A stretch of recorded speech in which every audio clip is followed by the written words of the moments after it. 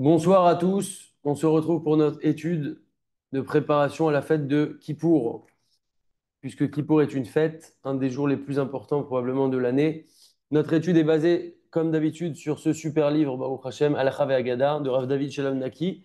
C'est basé sur les enseignements du Rav Ovadia Yosef. La halacha est commune pour les Ashkenazim et les Sfaradim, mais quand ce n'est pas le cas, quand c'est différent, on le précise, Bezrat Hashem. Alors, il y a, je crois que c'est rapporté au nom de Rabbi Israël Salanter, je ne suis pas sûr. Le Rav qui m'a ramené ça n'était pas sûr de la source.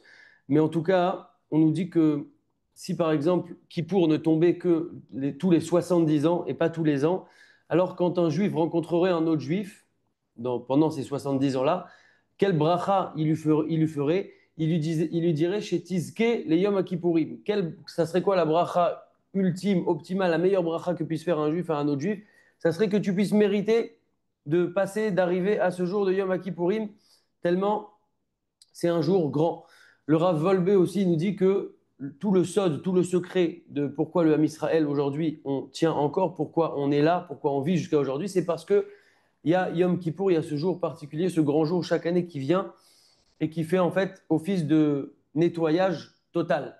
Si on regarde bien la tfila de Kippour, la tfila de Kippour, c'est constitué donc, en général d'ailleurs, c'est intéressant pour celui qui peut prendre un livre qui est traduit, comme par exemple les livres Portes de la délivrance, où c'est des traductions mot à mot, et ça permet vraiment de beaucoup mieux comprendre cette tfila. Et quand on arrive à mieux comprendre cette tfila, ben, on n'est pas en train de passer toute notre journée ou soirée à regarder où on en est dans le livre, est-ce qu'on a bien avancé, et plutôt, en fait, la tfila, on la sent beaucoup plus fluide, elle est plus intéressante, on comprend tout ou une partie, et c'est une fila qui est beaucoup plus intéressante et intelligente.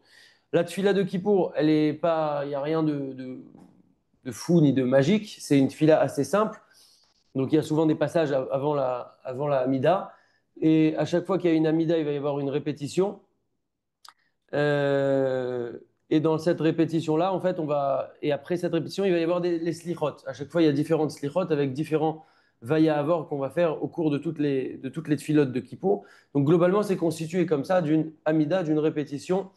Dans cette amida et dans cette répétition, il y a le vidouille, c'est la confession des fautes qu'on a fait. Et après, il y a les slichot, où aussi on demande pardon à Kadosh Baruch Hu. Chaque tfila de Kippour est constituée de ça. Quand je dis chaque tfila de Kippour, eh ben, c'est la première tfila de Kippour avec Kol Nidre, Arvit, etc. Shacharit, Moussaf, Mincha et Neila, ce sont les 5 tfilotes de Kippour. Et après, on aura Arvit de la sortie de Kippour, mais là, on est déjà dans une autre journée. Si on regarde bien, cette tfila de Kippour, elle est composée de beaucoup de Alchet. Alchet, c'est sur les fautes, on va dire sur telle faute que j'ai fait, sur telle faute que j'ai fait, sur telle faute que nous avons fait, etc. Il y a beaucoup de Alchet dans ces parties-là où on dit al sur les fautes que j'ai fait avec mes yeux, les fautes que j'ai fait avec ma bouche, avec mes mains, avec mes pieds, ou les fautes j'ai été avec mes pieds dans tel endroit, etc., etc. On relie ça à beaucoup de parties en fait du corps. C'est ce que nous disait Rav Emmanuel Meir Simon hier. Et en fait, Kippour va faire office de nettoyage. C'est comme si quelqu'un, il nous donnait cet exemple-là, quelqu'un qui n'a pas pris de douche, l'eau allez-nous, quelqu'un qui est par exemple en deuil, il ne va pas prendre de douche pendant une certaine période. Il y a des lois par rapport à ça. Ça va être pas mal de jours qui vont passer. La personne ne va pas prendre de douche. Ou imaginons maintenant même quelqu'un qui ne prend pas de douche pendant un an. La personne n'a pas pu se doucher. Et là, on arrive enfin le moment où la personne elle va pouvoir se doucher. On imagine combien elle va attendre cette douche avec impatience. Parce qu'en fait, cette douche, elle va venir la purifier. Elle va avoir vraiment l'impression de ressortir une personne complètement neuve. Et en fait, l'idée, c'est de ne pas passer à côté de son kippour. C'est comme si maintenant la personne, on lui dit c'est bon, tu vas pouvoir prendre ta douche. Et là-bas, il y a du shampoing et il y a du savon et il y a de l'après-shampoing. Et la personne, elle prend rien de tout ça, elle met juste de l'eau. C'est dommage de mettre juste de l'eau alors qu'elle aurait pu vraiment faire une douche magnifique et ressortir complètement propre et purifiée de ça. Mais la personne, non, elle décide de prendre juste une partie de ça. Alors ça peut être un petit peu nous tous à Kippour, si on ne fait pas le Kippour de la meilleure manière possible, ou en tout cas mieux que les années précédentes au moins, on peut venir de manière machinale, venir faire notre kippour. On a notre petite place dans notre sina, on va prendre notre sidour habituel, on va faire notre kippour, on va avoir faim, on va attendre la sortie de kippour. Et après, on est déjà passé sur Soukot et c'est un kippour qui est passé comme chaque année. Ou alors, on a la possibilité de le vivre différemment, en tout cas, encore une fois, mieux que l'année dernière, et de vivre ça de manière optimale. C'est comme si quelqu'un maintenant, il fait une mitzvah, il fait tout ce qu'il faut, mais le principal, il ne le fait pas. C'est comme si quelqu'un, on va dire, prend les 4 espèces c'est Soukot, on doit prendre les 4 espèces. Il est là, il est à la Sina, il fait tous les mouvements, il fait le halal, il fait tout, mais dans sa main, il n'a pas les quatre espèces. Alors, ça serait comme quelqu'un qui viendrait à Kippour, mais qui ne saisirait pas en fait l'objectif même de ce jour, ou qui est là pour nous purifier. Et ça, c'est quelque chose qu'on doit venir aller chercher. Il y a il y a un machal, un exemple qui est donné comme ça avec un roi qui, un jour, il a perdu son fils. Le fils, il s'est égaré. Il était bébé, le petit prince, il était tout petit. Il s'est égaré. Et là, lui, il a commencé à vouloir retrouver son fils. Il a mis plein de gens, des enquêteurs, pour commencer à chercher son fils de partout. Et ils l'ont cherché, cherché, cherché. Et un jour, après plusieurs années, puisque le roi n'a pas lâché, lui, il retrouve son fils. Les enquêteurs disent, ça y est, on a identifié le prince. Il est dans tel village là-bas, un village lointain. On sait que c'est le fils du roi. Et donc, le roi, il est content et il décide lui-même de se rendre dans ce village-là. Maintenant, le fils, quand il a quitté son père, il était bébé, donc il n'a pas connu son père. Il ne sait pas que son père, c'est le roi, etc. Et donc, le roi se rend là-bas et il va voir cet enfant qui est son fils. Donc, il est hyper ému de pouvoir rencontrer son fils à nouveau. Le roi, on peut imaginer à quel point il veut tout donner à son fils à ce moment-là, mais vraiment tout ce qu'il peut lui donner, il lui donnera. Et là, lui, le roi s'approche de l'enfant et il dit à l'enfant, qu'est-ce que tu voudrais, qu'est-ce qui te ferait plaisir? Donc l'enfant, maintenant, il a 10 ans. Et l'enfant, il lui dit, vous savez, Majesté, ici en hiver, il fait assez froid et j'aimerais bien recevoir des bottes pour me protéger de la pluie, de la boue, etc. Et en fait, ce Machal, c'est l'exemple de ce fils qui en fait aurait pu demander beaucoup plus, puisque le roi, lui, il était prêt à lui ouvrir son palais, à lui faire tout ce qu'il voulait. Lui, il a simplement demandé des bottes, des bottes. Alors ça peut être aussi nous, si on passe à côté de notre kippour, si on ne saisit pas en fait la grandeur et l'importance de ce jour, on peut comme ça en fait passer à côté et oui, prendre un petit peu, nettoyer un petit peu, comme quelqu'un qui va prendre que de l'eau sans prendre le savon, sans prendre le shampoing, etc. Alors qu'en fait, on aurait pu prendre beaucoup plus. C'est un jour où il y a une tendance à croire que c'est un jour qui est angoissant, un jour qui fait peur. Alors oui, ça fait partie des Yamim Noraïm. Oui, c'est des jours de Pikuach Nefesh, c'est des jours où tout se joue, en fait, toute notre année va se jouer. Mais il ne faut pas aussi oublier que c'est un jour extrêmement beau, extrêmement grand, extrêmement puissant. Je crois que c'est la Gemara qui dit qu'il n'y a pas de plus beau jour pour le Ham Israël que Yom Kippourim et Toubéav aussi.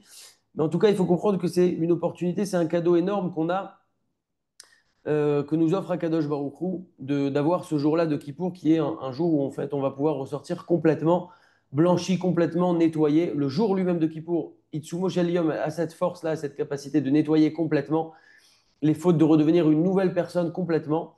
Ce qu'on deviendra par la suite, on ne peut pas le savoir parce qu'on n'est pas dans le futur, mais en tout cas avec des intentions sincères, avec une véritable volonté de faire teshuva, et c'est bien maintenant de faire teshuva pendant qu'on est encore avant Kippour, mais c'est aussi tout le but de cette journée-là. La teshuva, on rappelle, elle est composée de trois étapes. La confession des fautes commises, c'est ce qu'on fait pendant tout Kippour en disant Al-Khet, Al-Khet, Al-Khet, etc. Le regret des fautes, d'ailleurs, quand on verbalise les fautes, ça nous permet de vraiment les regretter. D'ailleurs, donc, dans le vidouille de Kippour, c'est là où vraiment on cite le plus de fautes possible. Et ça commence d'ailleurs dès Mincha de la veille de Kippour. Et là, en fait, on se dit, waouh, il y a cette faute-là. Et là, je repense à ça. Et ça, je voudrais corriger ça. Et en fait, ça nous amène à regretter les fautes commises. Et après, troisième étape, c'est le fait d'abandonner la faute et d'avoir une volonté sincère de ne pas recommencer. Alors, est-ce qu'on tiendra, est-ce qu'on tiendra pas? Ça, encore une fois, c'est pas dans nos mains.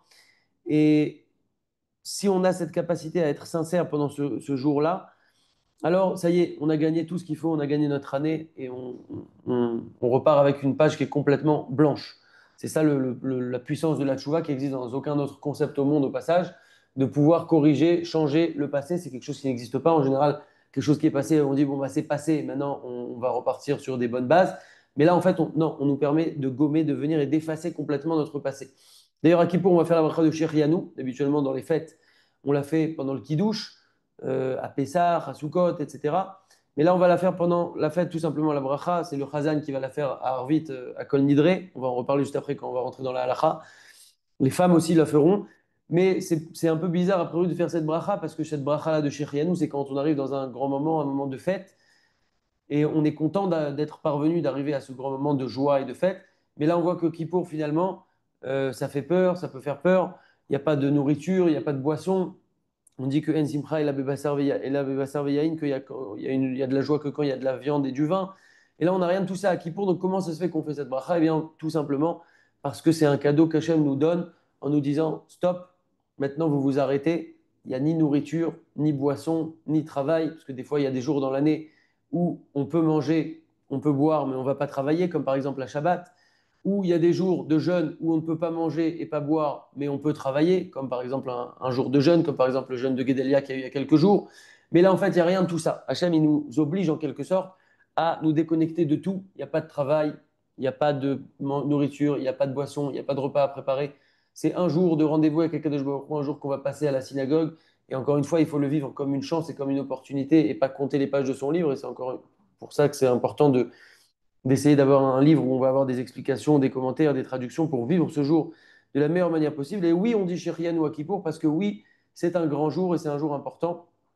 Et si on est capable de l'utiliser bien comme il faut, alors on ressortira complètement propre et complètement neuf pour cette nouvelle année. Il y a aussi une question qui est posée, et après on rentrera directement dans la halakha Bezrat Hashem, c'est que si à Rosh Hashanah on est jugé, alors à ce moment-là, pourquoi n'avoir pas fait Kippour avant Rosh Hashanah? Comme ça, on aurait pu se nettoyer, se purifier, et ensuite, une fois qu'on est tout propre, tout blanc, se faire juger à ce moment-là.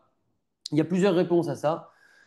Une fois, j'ai entendu une réponse de Rav Yosef Katan qui l'a ramené comme ça, que si on commençait notre année en ramenant toutes nos fautes, et à Kippour, on cite beaucoup de nos fautes, et c'est le but de prendre conscience, alors on pourrait être perdu parce qu'on serait complètement démoralisé et on se dirait, bon ben, laisse tomber, c'est fini pour moi, c'est terminé, je suis une mauvaise personne, etc. Donc non, Hachem, il a dit, on fait d'abord Rosh Hashanah. Tout le but de Rosh Hashanah, c'est de couronner Akadosh Baruch Hu, de lui dire, voilà, tu es notre roi, on te veut comme roi, et de montrer la meilleure version de nous-mêmes, voilà qui on veut être, peu importe qui on a été par le passé, voilà qui on veut être.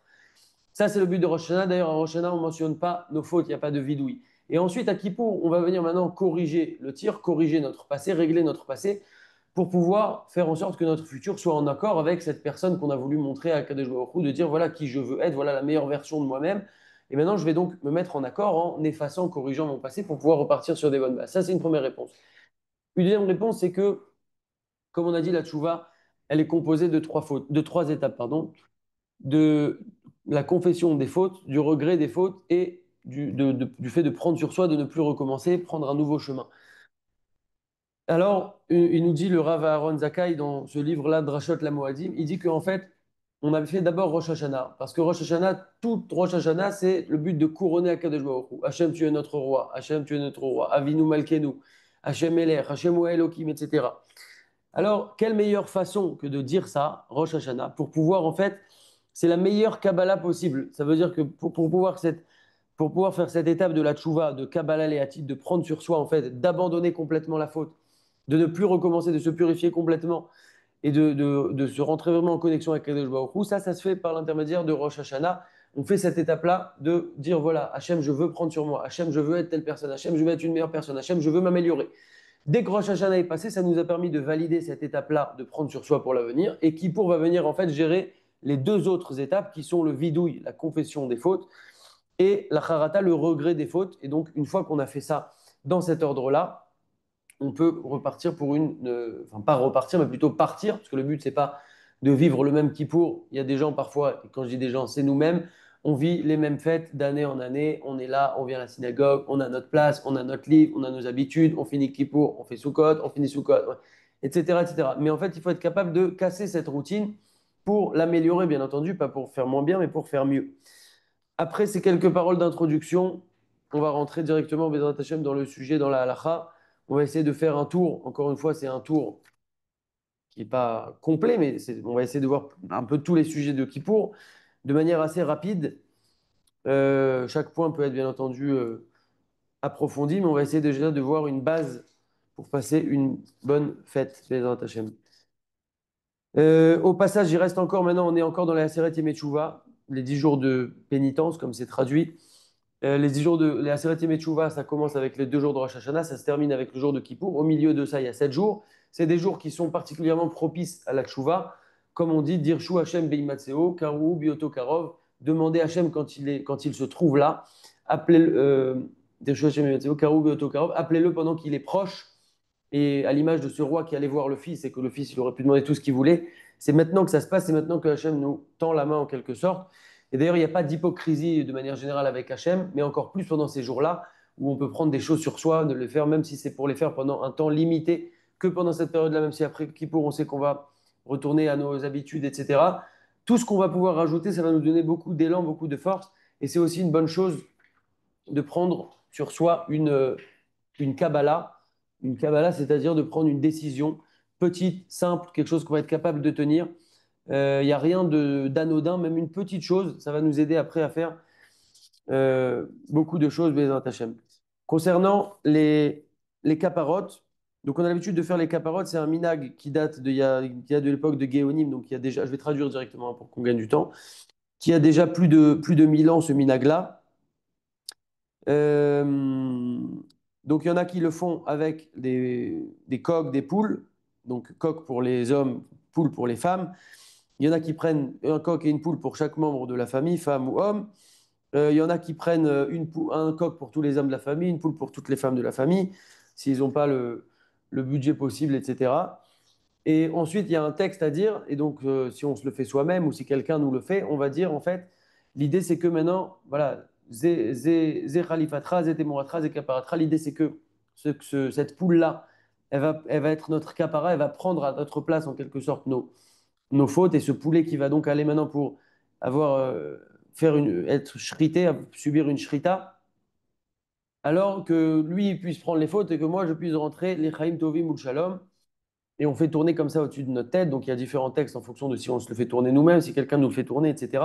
D'ailleurs, si quelqu'un nous le fait tourner, c'est bien que lui-même avant ait fait les caparotes, comme ça lui, il est nettoyé de ses fautes et ensuite il puisse nous le faire à nous. Tout le but de ces caparotes aussi, c'est aussi de réaliser, d'avoir un éveil de teshuva. Et d'ailleurs, on voit que tout ce qu'on fait à la poule, c'est en fait en correspondance aux 4 peines de mort, chas v'shalom, que peut infliger le bet din, qui auraient pu être faites à la personne, chas v'shalom, et qui maintenant sont faites à la place de la personne sur la poule ou le coq.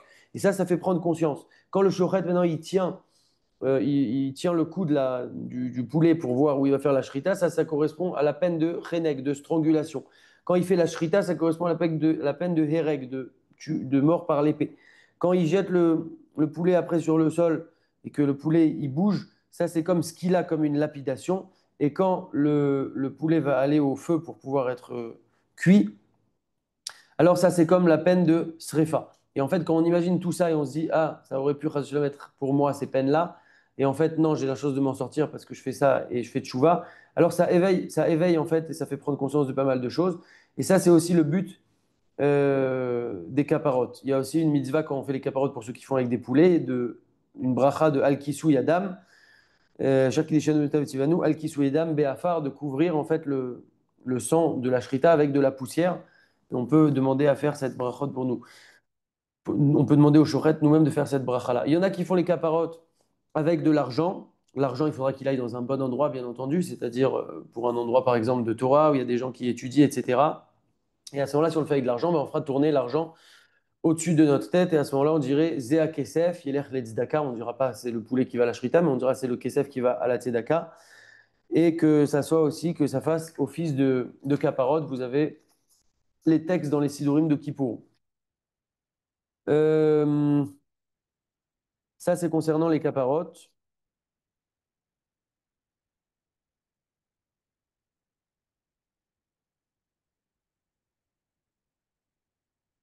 C'est bien de dire la veille de Kippour, Areni Mochel Vesoleach, on peut le dire aussi en français, je pense.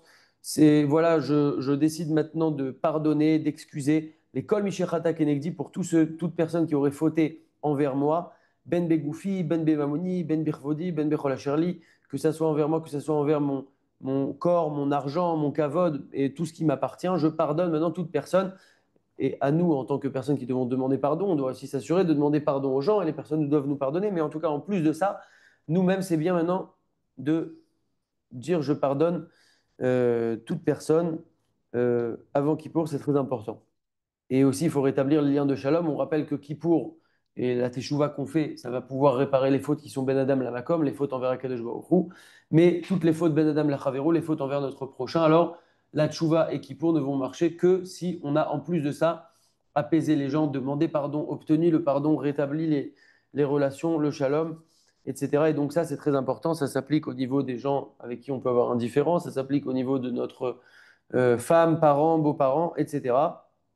Il faudra rétablir toutes les relations et le shalom. et s'y prendre un peu tôt et pas simplement envoyer la petite carte en couleur, Mechila, les messages standards comme ça, c'est pas, voilà, en général, c'est pas très efficace.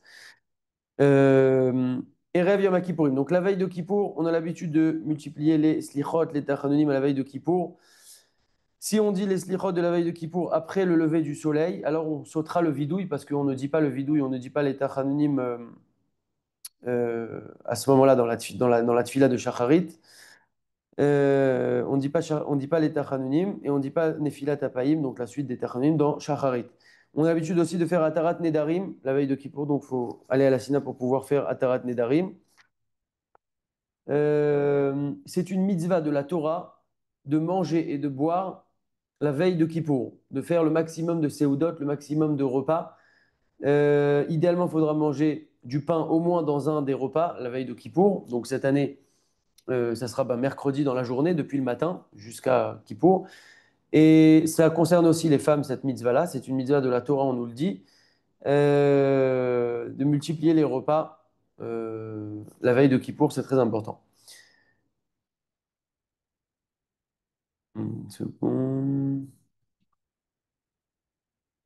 Celui qui fait un travail la veille de Kippour, a aussi melacha be'erev Kippour, et noro siman bracha, meota melacha, ne verra pas de bracha particulière de ce travail-là, donc il faut éviter de travailler la veille de Kippour. Aussi, la veille de Kippour, il faut manger des aliments qui soient légers, faciles à digérer, pour ne pas qu'on soit trop lourd, trop orgueilleux quand on va venir prier, etc. Il faut rester léger, même s'il faut faire pas mal de séoudot. Il faut manger des choses qui se digèrent facilement. Euh, Et dans la journée, il ne faudra pas manger des choses aussi qui réchauffent trop le corps, comme des œufs, du lait, de l'ail cuit, du poisson, de la viande grasse, etc. Euh, Celui qui a beaucoup de difficultés à faire le jeûne aura le droit de prendre en avance des, la veille de Kippour des comprimés qui vont l'aider à tenir le jeûne. On a un minhag d'aller au mikvé la veille de Kippour, la veille de Rosh Hashanah aussi, la veille de Shabbat, de manière générale pour celui qui peut, mais à Kippour c'est encore plus important peut-être. Et c'est aussi comme un guerre, un converti maintenant qui va venir se convertir. Alors il va se tremper, il va faire un mikvé parce qu'en fait, pareil, nous à Kippour, on ressort une nouvelle personne en quelque sorte. Et celui qui n'a pas la possibilité d'aller au mikvé pourra se mettre sous la douche en faisant couler sur lui à peu près 12 litres d'eau. Mais l'idéal, bien entendu, c'est d'aller au mikvé. Concernant Malkout, il y en a qui ont l'habitude euh, de se faire frapper doucement, bien entendu, avec une ceinture en cuir légère. La veille de Kippour, la personne, elle dira le vidouille, les fautes qu'elle a fait, etc. Et celui qui lui met les petits coups de ceinture dans le dos comme ça, dira Veu, Rachum, Yechaper, Avon, Velo, Yashrit, Verbal, Yashiv, Apo, Velo, Yerkol, Hamato. Et commence à chaque fois d'un des trois coins. Donc, on dira trois fois cette phrase-là, Veu, Rachum. Une fois en commençant là, une fois en commençant là, une fois en commençant en bas du dos. Et en tournant comme ça et en disant Veu, Rachum, de se faire par quelqu'un comme ça. Il ne faudra pas taper fort, hein, celui qui le fait. Euh, et le but de ce minagla, c'est quand on reçoit ces coups-là, c'est comme une malcoute en fait qu'on se fait frapper pour pouvoir revenir des fautes qu'on a fait, faire tchouva sur les fautes qu'on a fait. On a également l'habitude de faire la tfila de mincha tôt, la veille de Kippour, avant la Seouda Mafseket. Pourquoi d'ailleurs? La raison, elle est assez terrifiante, on va dire.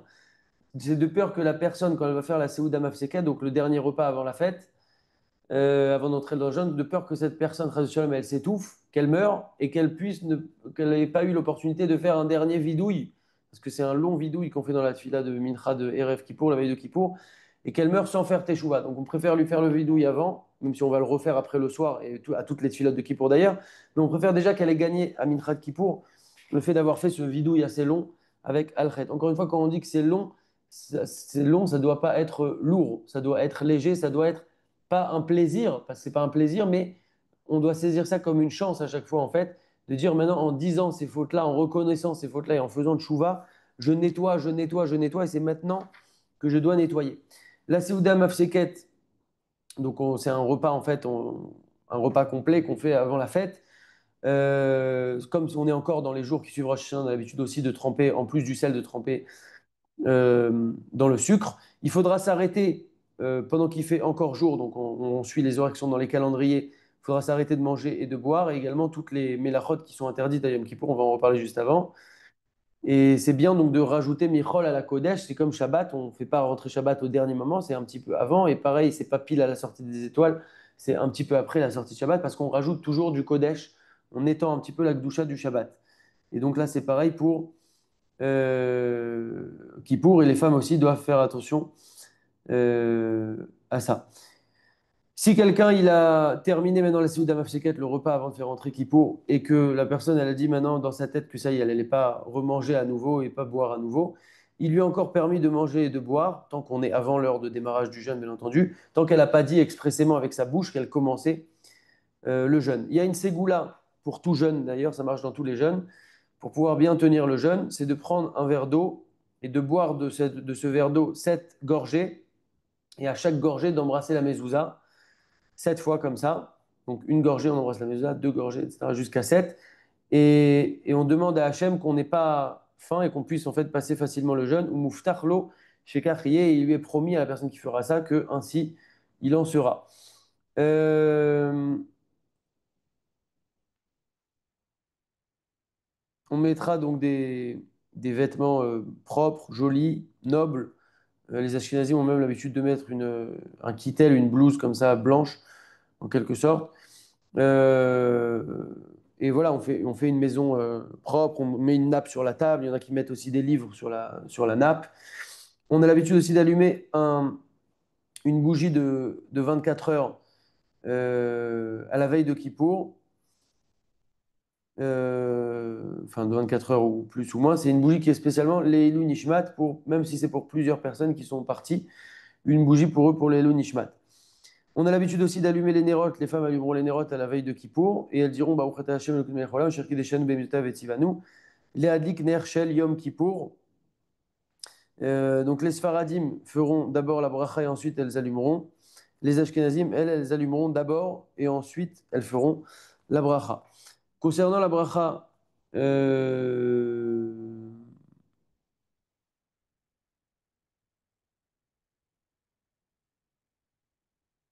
la bracha de Shechrianou, les hommes, on la fera à la Sina, les femmes, elles devront la faire une fois la nuit tombée. Dès qu'on fait Shechrianou, en fait, la femme, ça y est, elle a fait rentrer Kippour, donc il faut faire attention à tous les interdits de Kippour. Mais il vaudra mieux qu'elle la fasse à partir de la nuit tombée, la bracha de Shechrianou. On reviendra sur ça un petit peu après. Concernant le jour de Yom Kippour, on sait qu'on a 5 interdits à Yom Kippour, ce qu'on appelle les Khamisha Inouïm. Inouïm, c'est des peines, en quelque sorte, des difficultés, voilà, des choses qui nous sont interdites. Alors, c'est l'interdit de manger et de boire, l'interdit de se doucher, l'interdit de s'enduire, de crème, de parfum, etc. On va en reparler, l'interdit de mettre des chaussures en cuir et l'interdit d'avoir des relations. Et ça concerne, ces 5 interdits-là concernent les hommes et aussi les femmes. Donc, concernant le premier interdit de manger et boire, on n'a pas le droit de manger, on n'a pas le droit de boire, on n'a pas le droit non plus même d'avaler un truc comme ça directement. Même si ça n'a pas un bon goût, on n'a pas le droit de manger un chewing-gum non plus. On a le droit de prendre des aliments pour les donner à un petit enfant qui doit manger, lui éplucher une pomme, etc. Il n'y a pas de problème. On a le droit de toucher des aliments pour les donner à un enfant qui peut lui les manger, il n'y a pas de problème.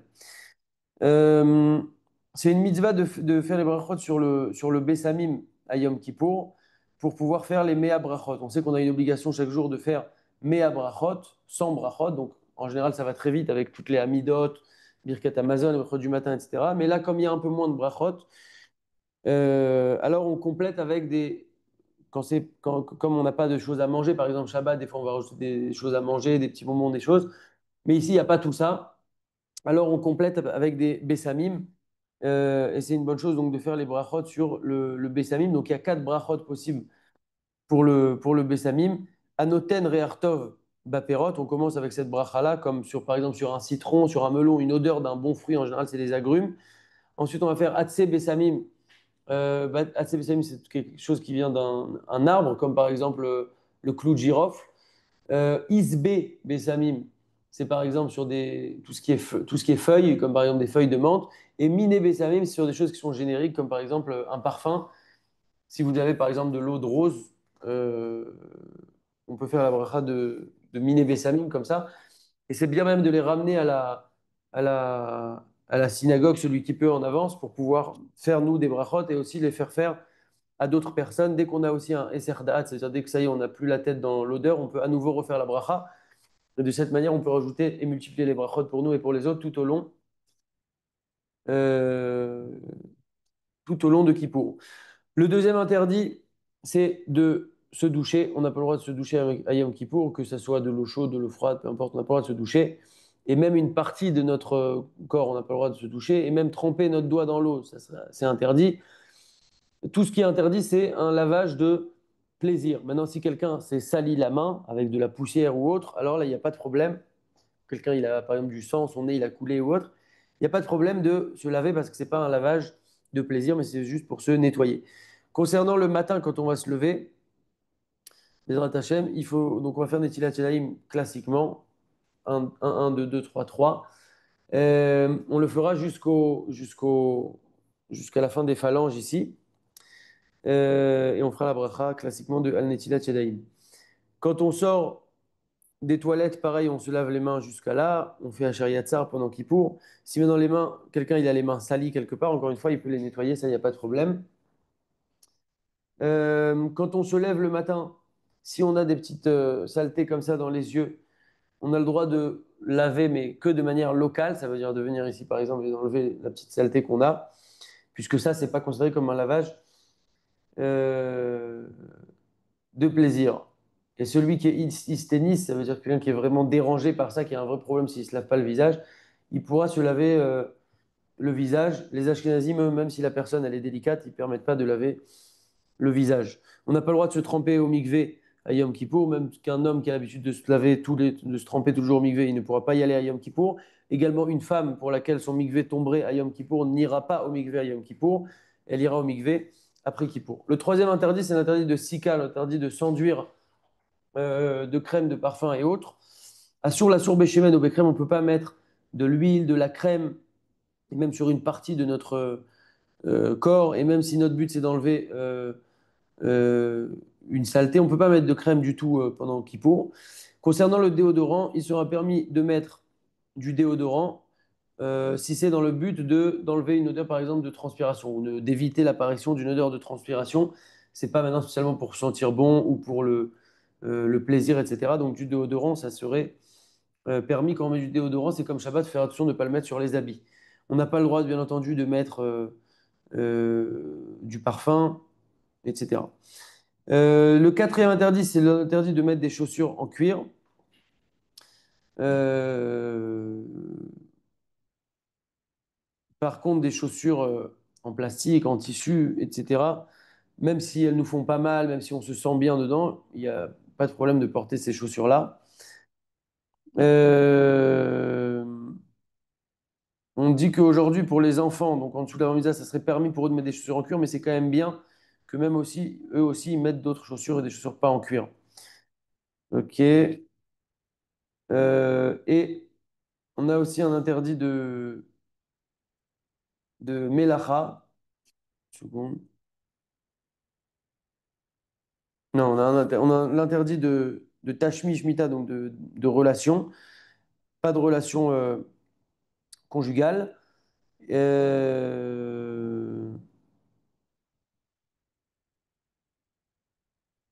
Également, on ne pourra pas avoir de contact physique avec sa femme ou avec son mari, même de toucher. En fait, c'est comme les règles de Nida. Il sera également interdit de dormir dans le même lit à Kippour. C'est en fait comme toutes les règles de Nida. La seule chose qui sera permise, mais c'est vraiment dans un cas de besoin et aussi pas la nuit, ça sera de tendre un objet. Ça, on sait que dans les règles de Nida, on ne peut pas non plus donner directement un objet à sa femme ou à son mari. Là, ça sera permis si c'est pas la nuit et si on en a pas vraiment besoin que de passer cet objet-là. Mais sinon, toutes les règles, c'est comme les règles de Nida. Et enfin, à Kippour, on n'a pas le droit, bien entendu, de faire toutes les mélachot, c'est comme Shabbat. Tout ce qui est interdit Shabbat, eh bien, c'est interdit aussi à Kippour. Et ici, il nous dit, c'est un petit rappel pour dire que des fois, il y a des gens qui font très attention à Kippour, de ne pas allumer la lumière, de ne pas prendre la voiture, etc. Mais par contre, Shabbat, ça ne les dérange pas. Et ils ne savent pas, ces gens-là, malheureusement, que la Gdusha du Shabbat est encore plus importante que la Gdusha de Yom Kippour. Euh, donc voilà, il faut faire les réglages, là, ils doivent être faits. Concernant les gens qui sont exemptés du jeûne, n'étant pas raves, et deuxièmement, nous n'avons pas beaucoup de temps pour cette étude, on ne va pas maintenant rentrer dans tous les détails. Si quelqu'un pense qu'il ne doit pas jeûner en raison de son âge, son statut, un problème de santé ou autre, il faut consulter, chacun consultera son rave pour savoir si la personne est exemptée ou non de jeûner, puisque je ne pourrai pas vous répondre par rapport à ça. Concernant les tfilotes à Yom Kippour, donc on a l'habitude de mettre le talit à toutes les tfilotes de Yom Kippour, même le soir quand on va aller à la Sina, donc la veille de Kippour avant la tfila. Comme ça, on va prier avec crainte, en étant concentré, etc. Et pour ressembler à des anges. Et si on arrive à la Sina, donc idéalement, il faut arriver même un petit peu en avance à la Sina pour pouvoir être posé quand on arrive. Rav Meir Eliaou, il disait arriver même un certain temps avant la fila pour se poser, commencer à feuilleter un peu le livre, voir qu'est-ce qu'on va faire, ne pas arriver comme ça jeté dans la fila.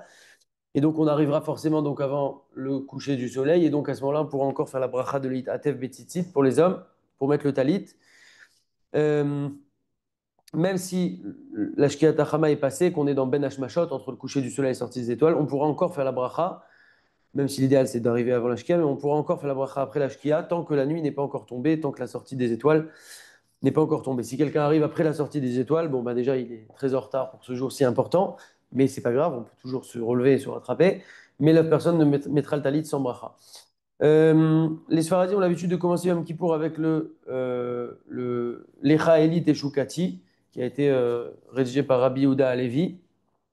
Et dedans, il y a un vidouille aussi où on commence à parler de nos fautes. Et ce jour tant attendu et si important de Kippour commence. Ensuite, il y a le Piyut Shema Koli de Ravenu Haïgaon. Euh, Ensuite, il y a le Shaliach Tzibur qui va faire la prière de Kol Nidre.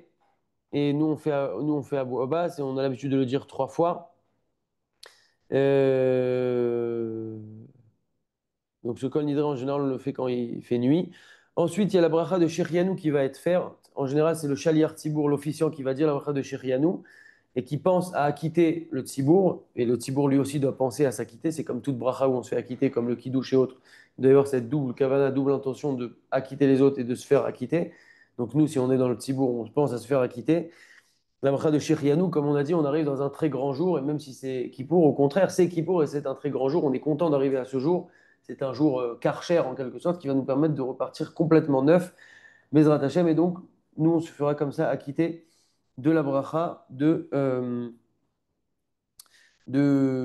Shirianou. Très bien.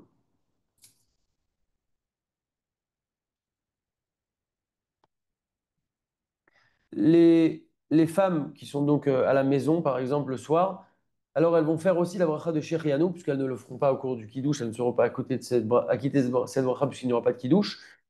Elles feront la bracha de Shehrianou, il faudra attendre que la nuit soit tombée, et elles feront comme ça directement, tout simplement, la bracha de Shehrianou. On a l'habitude de faire des hashkavot pour les niftarim, donc le texte qu'on lit pour les nishmat des personnes à Yom Kippour, puisque aussi ceux qui sont morts, eux aussi, doivent avoir une kapara, une expiation. Et d'ailleurs, on rappelle que chaque personne qui a quitté ce monde est jugée chaque année aussi. Et comment elle est jugée, vous allez me dire, puisqu'elle ne peut plus faire de mitzvot et d'averot, eh bien en fonction de ce que cette personne a laissé sur terre et notamment ses descendants. Est-ce que ses descendants sont dans la Torah et mitzvot? Est-ce qu'ils s'améliorent? Est-ce qu'ils grandissent? Est-ce qu'ils cherchent à changer, etc. Et alors à ce moment-là, tous ces mérites-là bénéficient à la personne. Avant la tfila de Harvit, donc bon, après, on va pas détailler tout le noussard de la tfila, c'est pas le but, mais voilà, on dit Ve'urachum, il y a le Kaddish, etc. En général, chaque tfila de Yom Kippour, il y a 2 personnes à côté du Chazan, une à droite, une à gauche, donc il y a comme ça 3 personnes qui se tiennent. Eh bien, on va prier à Kippour avec une grande kavana, avec une grande soumission, avec une grande crainte, avec une peur. On va trembler de ce jour-là.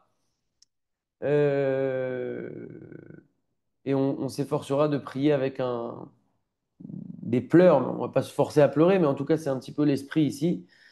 Parce qu'en fait, tout le but de notre Teshuvah, c'est ce que nous disait Rav Meir et Emmanuel Simon hier. Si on regarde dans les yeshivot, tous les shiurim qu'il y a, tous les cours qu'il y a pendant le mois des Louls, etc., c'est pas spécialement des cours sur la Teshuvah. C'est des cours de Emouna. On va nous renforcer notre Emouna, on va renforcer le Bitachon, etc. Parce que finalement, la Teshuvah, ça vient du mot lachouv, ça vient du mot revenir vers Akadosh Baruch Hu. On revient à notre source.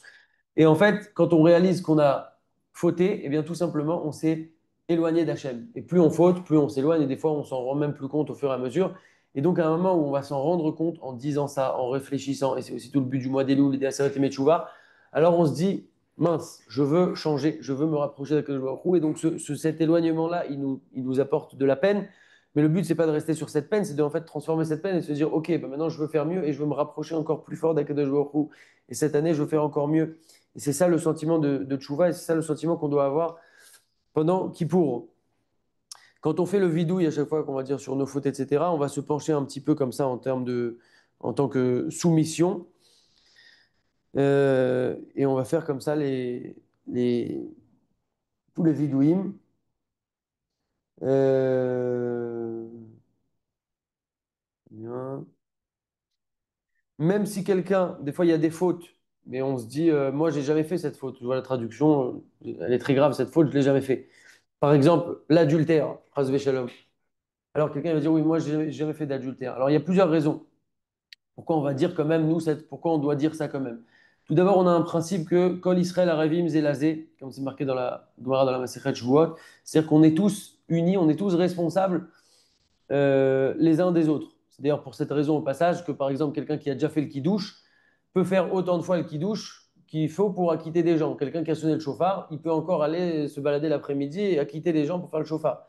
Et il peut refaire la bracha. Pourquoi il peut refaire la bracha? Parce que maintenant, même si lui, il est déjà, c'est bon, il a écouté, le fait qu'il y ait quelqu'un d'autre du Ham Israël qui n'a pas écouté, et ben, comme on est tous liés, on est vraiment liés, à tel point qu'il peut refaire la bracha pour cette personne-là.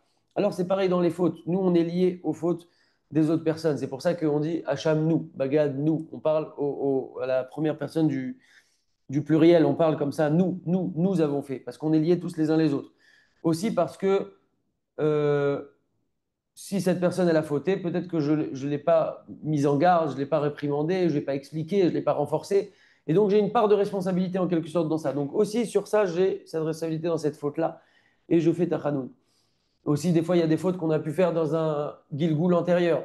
On a été peut-être probablement réincarné et donc on corrige les fautes d'un Gilgoul passé. Aussi, une autre raison que j'avais entendue, c'est que des fois, même si on n'a pas fait la faute elle-même, mais des fois on a fait une partie de cette faute. Ok, le gars il n'a pas fait l'adultère, mais il a pensé à la femme de son voisin. Et donc c'est une petite partie du chemin de cette faute. Donc pour toutes ces raisons, on est concerné par toutes les fautes qu'on va dire en fait. D'ailleurs, si ce noussar a été institué, c'est pas pour rien. Et donc il faudra le dire vraiment euh, sincèrement. Euh, Très bien. Concernant la prière de Shacharit, donc on fait les brachot du matin classiquement. Après, il y a tout un seder.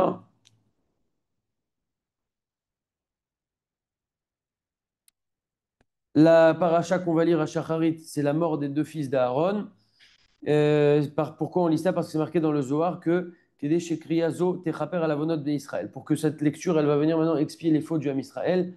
Puisque Akadosh Baruch Hu, il dit que maintenant, voilà, il voit le Bnei Israël qui s'occupe de lire la paracha des tzadikim qui sont morts. Et donc, ça nous importe la mort des tzadikim. Alors, quand ça nous importe la mort des tzadikim, c'est comme si on avait approché des corbanotes, des sacrifices devant Akadosh Baruch Hu pour pouvoir euh, nous expier. Euh, Très bien. Il y aura le Seder Avoda dans la Tfila de Moussaf. Le Seder Avoda, c'était ce qu'il y avait dans le Beth Amikdash à l'époque où le Kohen Gadol faisait le Seder Avoda, qui se passait donc dans ce grand jour-là de Yom Kippour. Et c'est un moment qui est très très grand, très important. Et voilà, c'est une des filas les plus marquantes de Kippour. Et bien.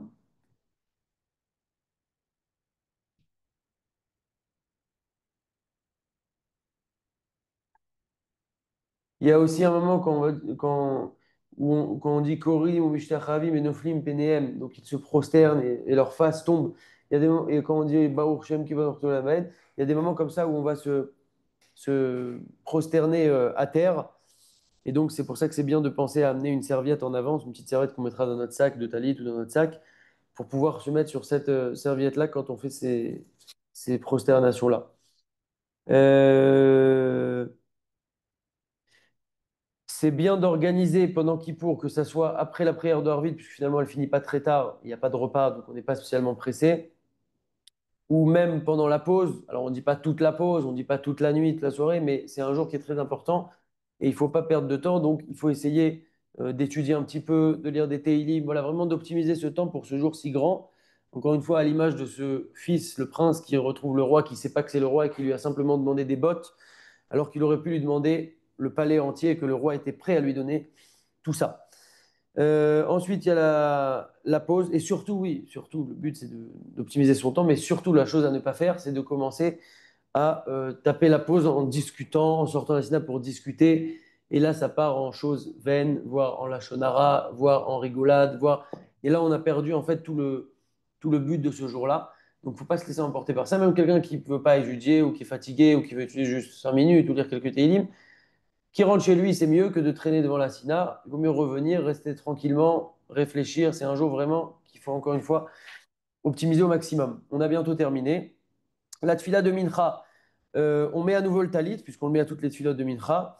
Si on l'a enlevé après Moussaf, en fait, la règle, c'est que si est passé une demi-heure, alors quand on remet le talit, euh, on refera la bracha. Si maintenant on a juste enlevé le talit pour aller aux toilettes de 3 minutes comme ça ou 5 minutes, pas une demi-heure qui est passée en tout cas. Et alors là, il n'y aura pas besoin de refaire la bracha. Mais en général, on va enlever le talit, on va venir le mettre à mincha. Il y a une demi-heure qui est passée. Donc si une demi-heure est passée, on refera la bracha.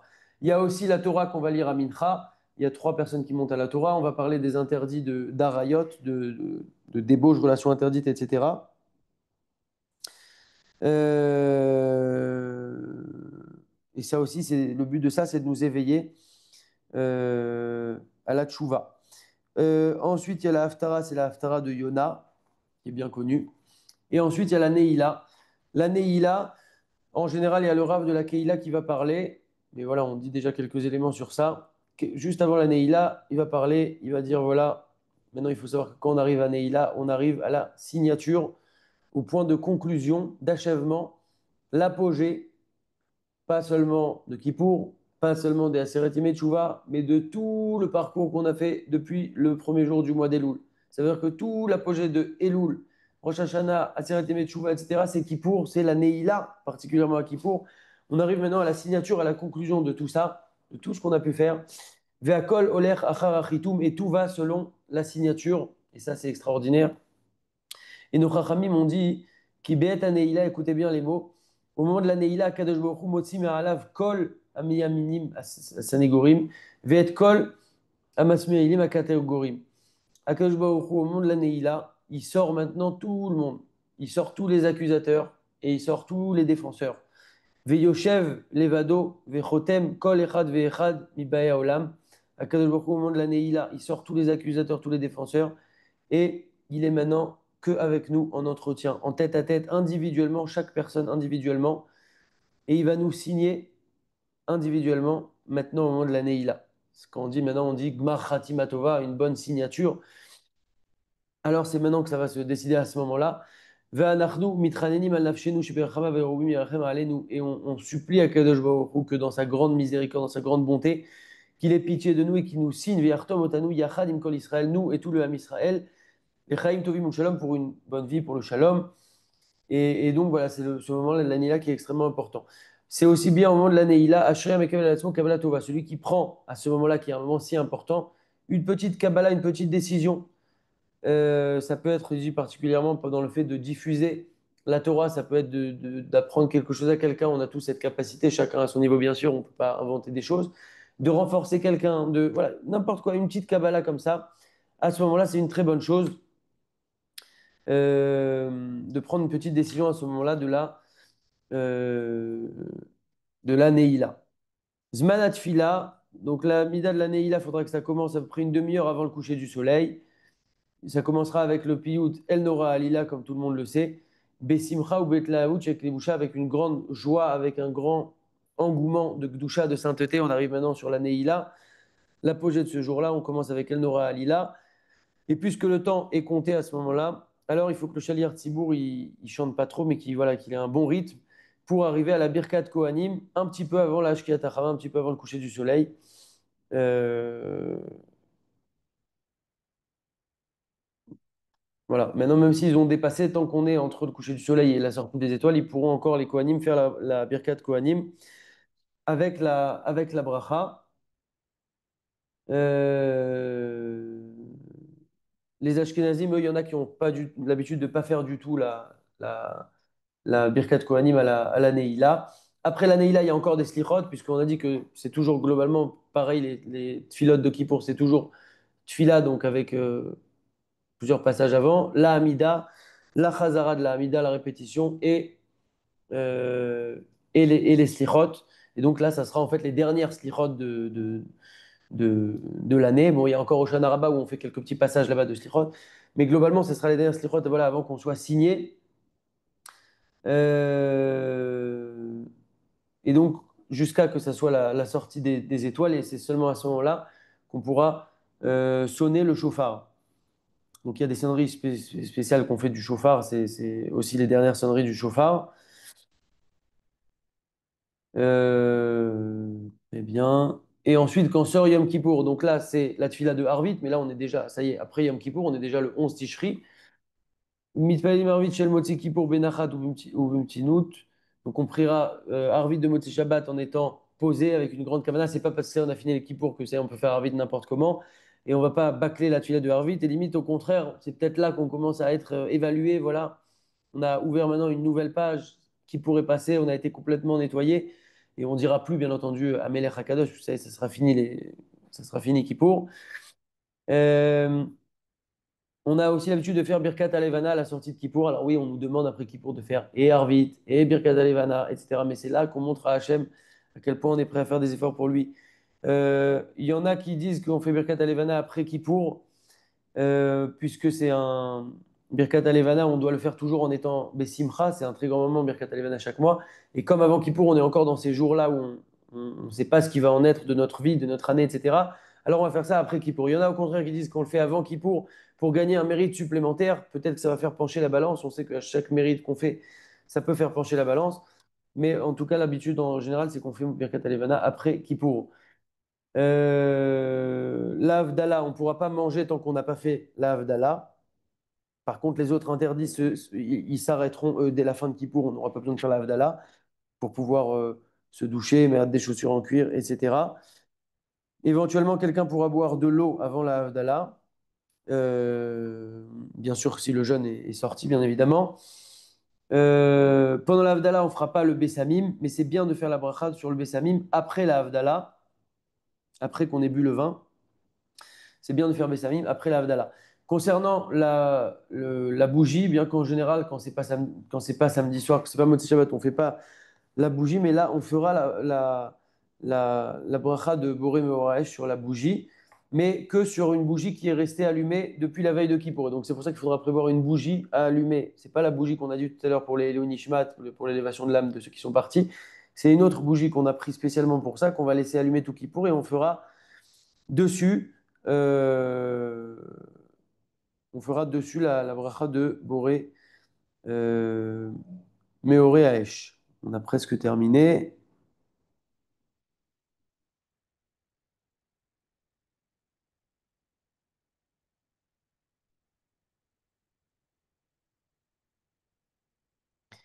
Si quelqu'un n'a pas de bougie qui est restée allumée tout Kippour, alors il fera déjà toute la Havdalah, il boit le vin, et ensuite il s'efforcera de trouver une bougie chez un voisin, un ami, etc., qui a été allumée tout Kippour, et de là-bas il allumera sa bougie où il, où il fera la bracha sur cette bougie-là qui est restée allumée tout Kippour. Les femmes aussi doivent faire la Havdalah. Elles n'ont pas d'obligation d'attendre que leur mari revienne. Elles pourront directement à la sortie de Kippour faire la Havdalah, par exemple, sur du jus de raisin, si c'est plus simple pour elles. Euh, Et si elles ne savent pas faire la Havdalah, alors au moins elles pourront, comme on a dit, boire de l'eau ou un thé ou un café même, en attendant que leur mari revienne. C'est exceptionnel ici pour tout ça. Par rapport à ce jeune-là, en tout cas, elles pourront boire un thé ou un café ou de l'eau si elles n'ont pas encore fait la Havdalah. Et ensuite, c'est une mitzvah de multiplier la nourriture, la boisson, en étant bessimcha, en étant joyeux quand on sort Kippour. Comme on dit dans le Midrash, qu'à la sortie de Kippour, il y a une voix qui sort du ciel, une bat-kol, et qui dit L'air echol besimcha lachmecha ushte belev tov yaincha, ki kvar ratsa a Elokim et maasecha, va et mange en étant joyeux, mange ton pain et bois avec un cœur, bois ton vin avec un bon cœur, un bon esprit, soyez joyeux, puisque ça y est, Akadosh Baruch Hu a agréé tes actions. Sous-entendu, tu as passé un bon kippour, tu es sorti maintenant tout neuf, tout propre, tout beau. Et donc, avance et sois joyeux. Et on a l'habitude aussi, Mechaïl el Chaïl, c'est-à-dire qu'on va toujours, chez nous, les Juifs, on ne s'arrête jamais, on va d'une bonne chose vers une autre bonne chose. Et donc, après qu'on ait mangé, c'est une mitzvah, une grande mitzvah de commencer immédiatement la construction de la souka, même si on ne construit pas toute la souka, et même si on n'a pas de souka, on peut participer à la construction de la souka de quelqu'un pour enchaîner, comme on dit dans les Tehillim, Yelchou Mechaïl el Chaïl, on va de bonne chose en bonne chose, comme ça, en quelque sorte. Et aussi maintenant, il ne faut pas oublier que quand Kippour est passé, alors c'est une page toute neuve qui s'ouvre à nous et il ne faut pas la ressalir à nouveau. Et il faut essayer de donner cet élan et cette prolongation sur toute la suite, sur notre année, que ce soit au niveau de nos actions, au niveau de nos midotes, combien on doit les travailler. Si on a fait attention à ne pas s'énerver pendant ces jours-là, alors après Kippour, il faut aussi maintenir ça. Si on a fait attention à ce qu'on regarde, alors il faut aussi faire attention à maintenir ça. Et comme ça, toujours, Mechaïl El-Khaïl, qu'on puisse grandir et qu'on puisse se purifier par ce Kippour. Je pense qu'on a plus ou moins compris l'ambiance que doit être Kippour. C'est un cadeau que nous fait Akadosh Baruch Hu chaque année et donc qu'on puisse le saisir au maximum et encore beaucoup mieux que l'année dernière pour écrire une nouvelle page toute blanche. Bezrat Hashem, Chazakatou, je réactive les micros. S'il y a des questions, Gmar Khatima Tova à tout le monde. Bezrat Hashem.